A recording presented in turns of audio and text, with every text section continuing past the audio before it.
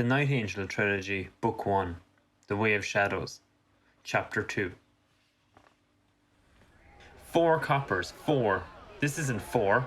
Rat's face was so rage red, his pimples only showed as a scattering of white dots. He grabbed Jarl's threadbare tunic and lifted him off the ground. Azoth ducked his head.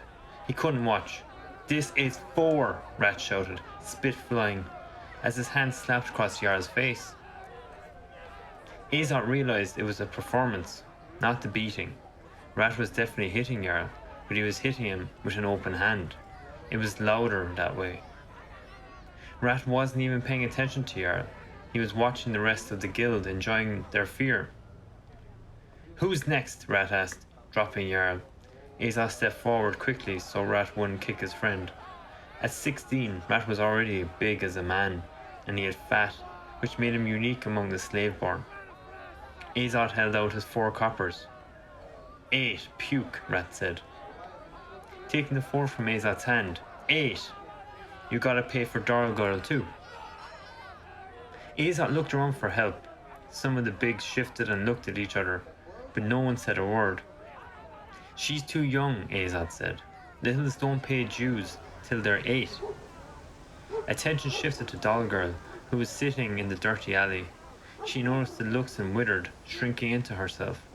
Dollgirl was tiny, with huge eyes, but beneath the grime, her features were as fine and perfect as her namesake's. "I say she's 8 unless she says different," Rat leered. "Say it, Dollgirl. Say it or I'll beat up your boyfriend." Dollgirl's big eyes got bigger, and Rat laughed. Azad didn't protest, didn't point out that Dollgirl was mute. Rat knew. Everyone knew.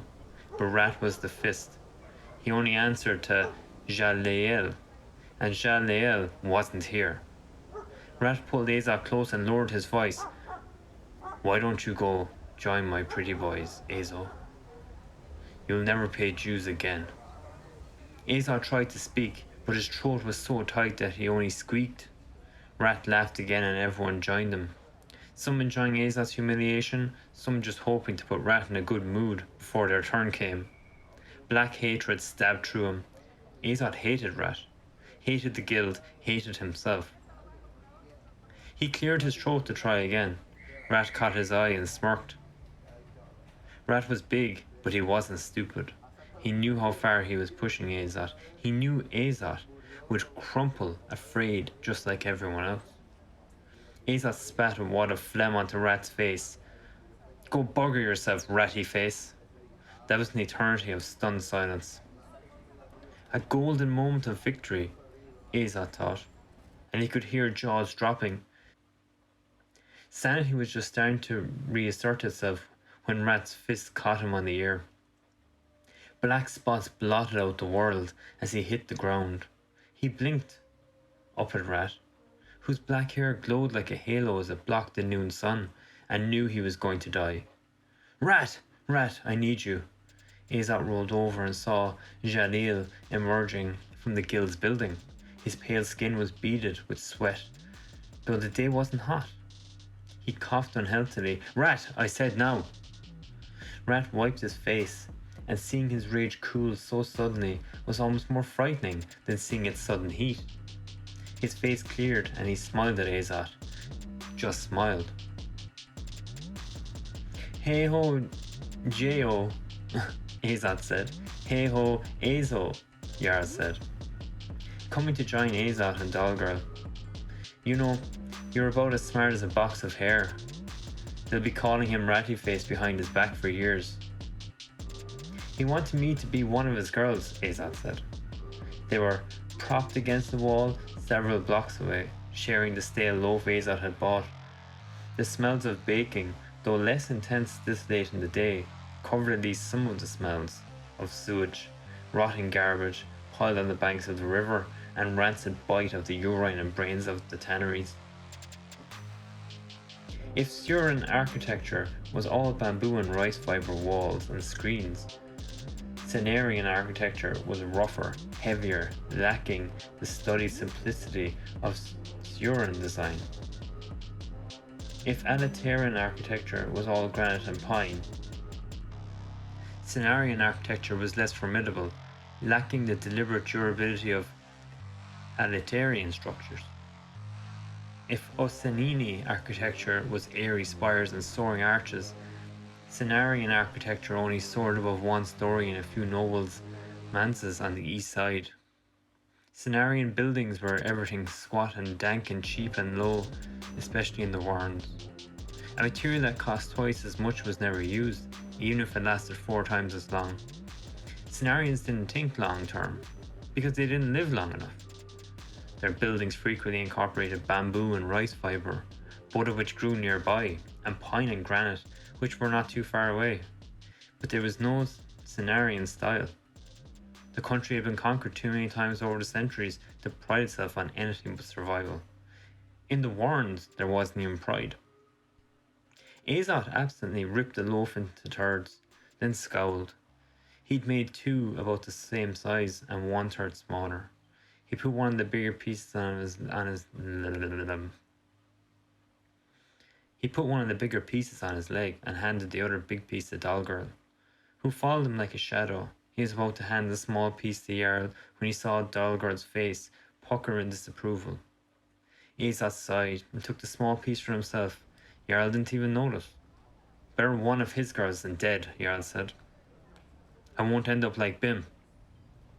Azo, once Yalil buys review, Rat'll be our guild head.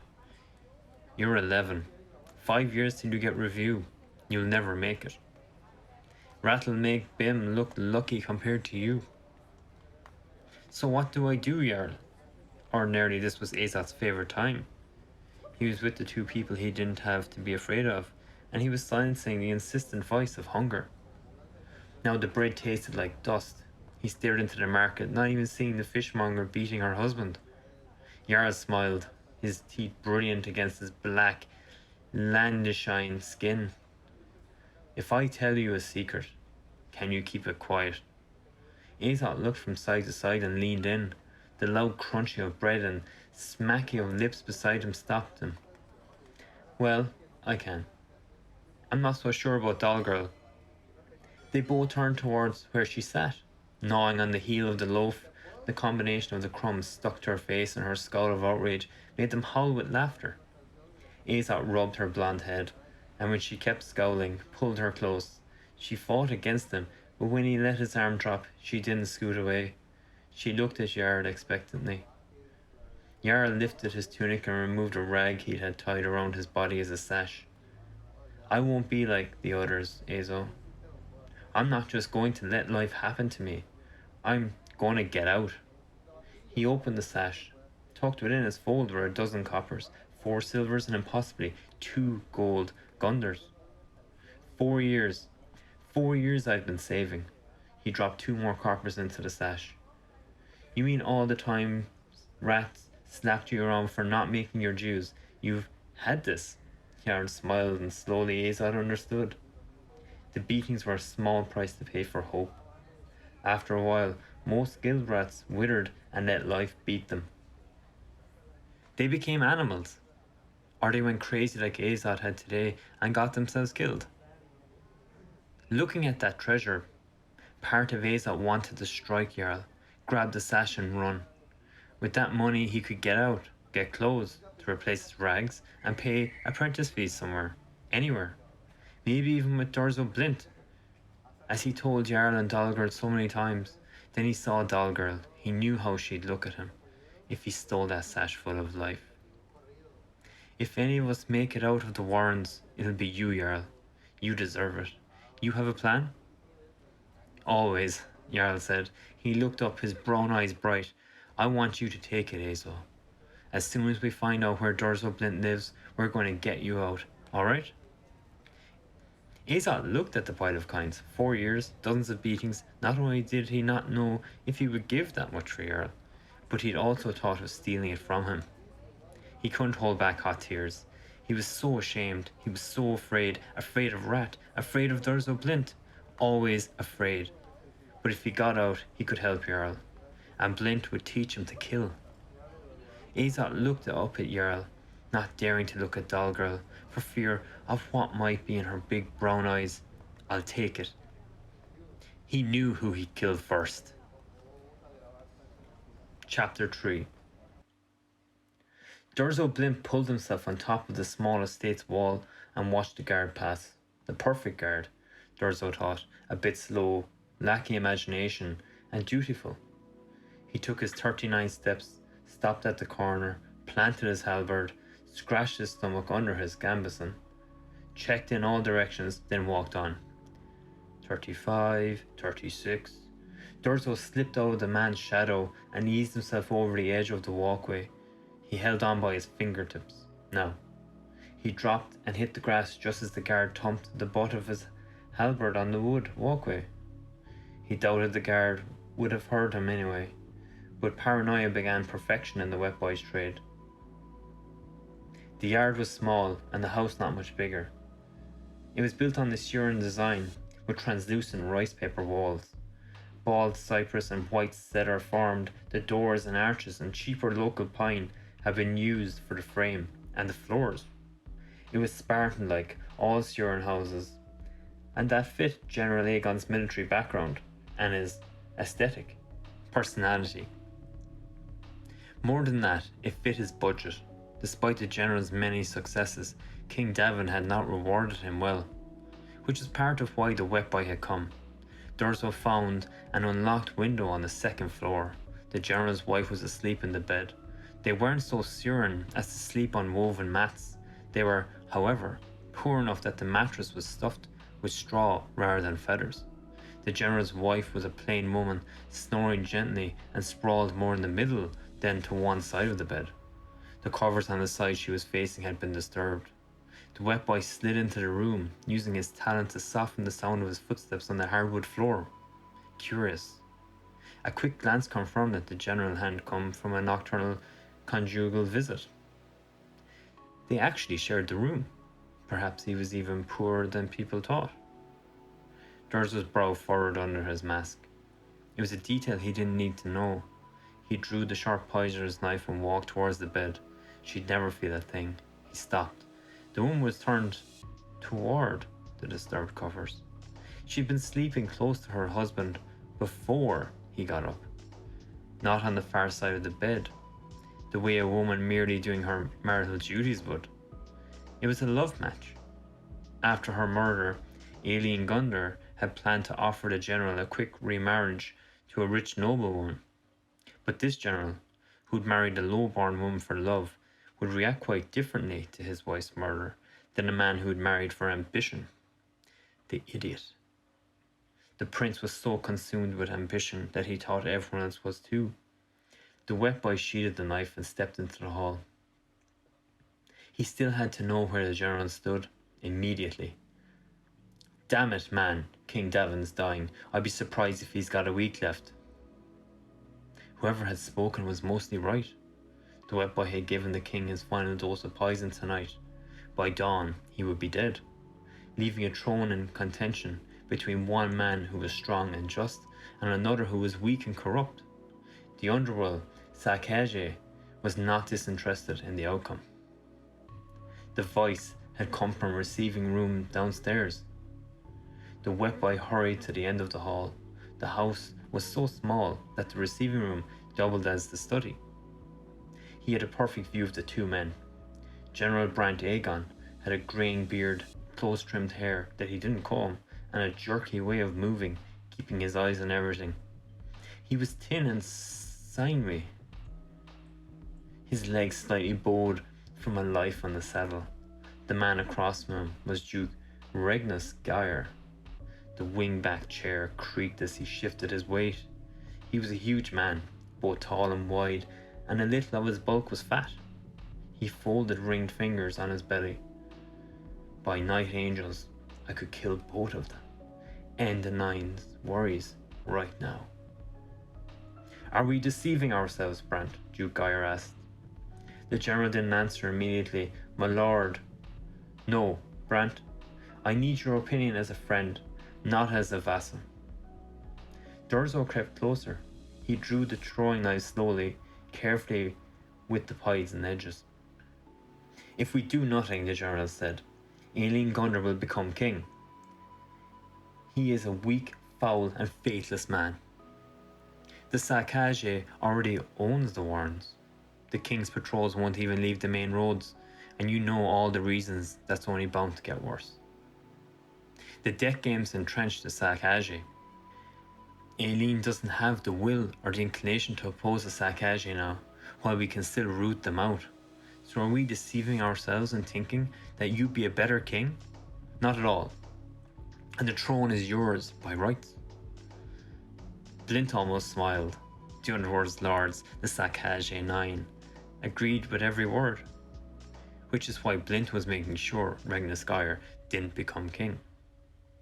And tactically, we could do it. With minimal bloodshed, Duke. Westeros is out of the country. My own regiment is in the city. The men believe in you, my lord. We need a strong king. A good king. We need you, Regnus. Duke Gyre looked at his hands. And Aileen's family? They'll be part of the minimal bloodshed? The general's voice was quiet. You want the truth? Yes. Even if we don't order it, one of our men will kill them to protect you, even if it means hanging. They believe in you that much. Duke Gyre breathed. So the question is, does the good of many in the future outweigh the murder of a few now? How long has it been since I had such calms? Durzo barely stifled an overpowering urge to throw the daggers. The suddenness of his rage shook him. What was that about? It was Regnus. The man reminded him of another king he'd once served, a king worthy of it. That's for you to answer, my lord, General Aegon said. But, if I may, is the question really so philosophical? What do you mean? You still love Nalia, don't you? Nalia was Aileen Gunner's wife. Regnus looked stricken. I was betrothed to her for 10 years, Brent. We were each other's first lovers. My lord, I'm sorry, the general said. It's not my... No, Brent, I never speak of it. Azad aside, whether to be a man or a king, let me. He breathed deeply. It's been 15 years since Nalia's father broke our betrothal and married her to that dog, Aileen. I should be over it. I am. Except when I have to see her with her children and have to imagine her sharing a bed with Aileen Gunner. The only joy my marriage has given me is my son Logan. And I can scarce believe her own has been better. My lord, given the involuntary nature of both your weddings, could you not divorce Katriana and marry... No! Rhaegar shook his head. If the Queen's children live, they will always be a threat to my son. Whether I exile them or adopt them.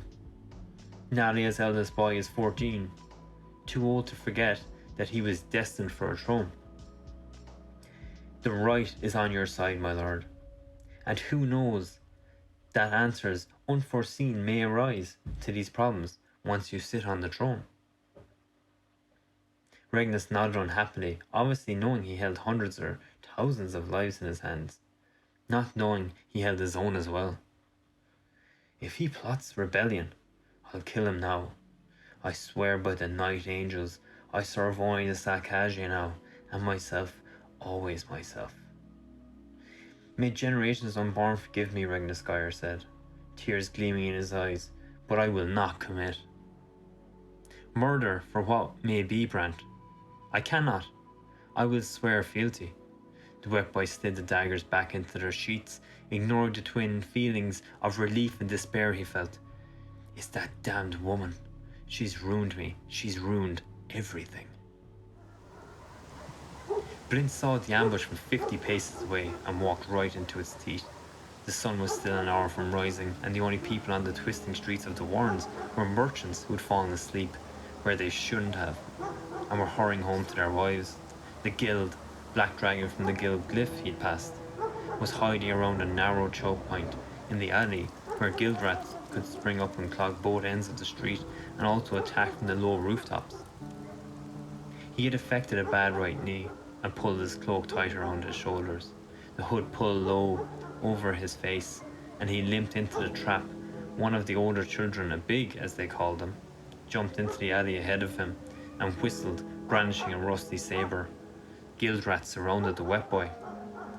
Clever, Durzo said. You keep a lookout before dawn when most of the other guilds are sleeping, and you're able to jump a few bags who've been out all night whoring. They don't want to explain any bruises from fighting to their wives, so they hand over their coins. Not bad. Whose idea was that? Azoth, the big said, pointing past the wet boy. Shut up, rot, the guild head said. The wet boy looked at the small boy on the rooftop. He was holding a rock aloft, his pale blue eyes intent, ready. He looked familiar. Oh! Now you've given him away, Darzo said. You shut up too, the guild head said, shaking the saber at him. Hand over your purse or we'll kill you. Jalil, a black guild rat said. He called them bags. A merchant wouldn't know we called them that. He's Sakaje. Shut up, Jarl. We need this. Jalil coughed and spat blood. Just give us your... I don't have time for this. Move, Darzo said. Hand it. The wet boy darted forward, his left hand twisting Jalil's sword hand, snatching the saber and his body spinning in. His right elbow cracked against the guild head's temple, but he pulled the blow so it wouldn't kill. The fight was over by the time the guild rats flinched. I said, I don't have time for this, Durzo said. He threw back his hood. He knew he was nothing special to look at. He was lanky and sharp-featured, with dark blonde hair and a wispy blonde beard over lightly pockmarked cheeks. But he might have had 3 heads from the way the children shrank back. Durzo Blint, Rock murmured. Rocks rattled in the ground. Durzo Blint, the name passed through the guild rats in waves. He saw fear and awe in their eyes. They just tried to mug a legend. He smirked. Sharpen this. Only an amateur lets his blade rust. He threw the saber into the gutter, clotted with sewage. Then he walked through the mob. They scattered, as if he might kill them. Azad watched him stride into the early morning mists, disappearing like so many other hopes into the sinkhole of the Warrens. Durzo Blint was everything Azad wasn't. He was powerful, dangerous, confident, fearless. He was like a god. He looked at the whole guild arrayed against him, even the bigs like Rot and Jalil and Rat, and he'd been amused. Amused! Someday, Azad swore. He didn't quite dare even to think the whole thought, lest Blint sensed his presumption, but his whole body yearned for it. Someday. When Blint was far enough away not to notice, Azad followed.